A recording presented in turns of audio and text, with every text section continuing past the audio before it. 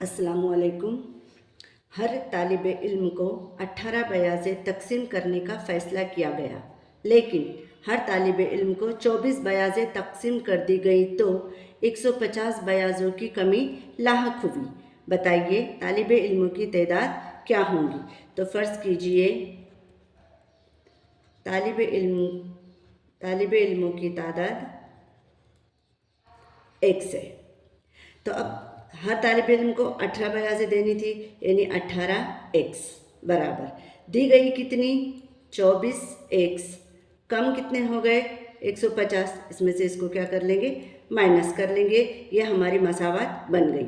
अब यहाँ पर हल करेंगे तो ये है 18x, 24x यहाँ पे प्लस है तो यहाँ होके हो जाएगा, यहाँ आकर हो जाएगा वो -x इज इक्वल टू 150। अब दोनों की अलामतें अलग अलग है तो यहाँ पर तफरीक होंगी। 24x में से 18x चले गए तो बचेंगे 6x बराबर 150। x बराबर 150, 6 यहाँ पे ज़ब्त कर रहा है, इधर आकर तकसीम करेगा। 6 का 6, 6 दुए 12, 3 बज गए, 6 पंचे 30, यानी x बराबर कितनी तादाद आ गई 25। यानी तालिब इल्मों की तादाद कितनी है 25, जो कि हमारे ऑप्शन नंबर 2 में दिया गया है। उम्मीद है आपको समझ में आ गया होगा। अस्सलाम वालेकुम।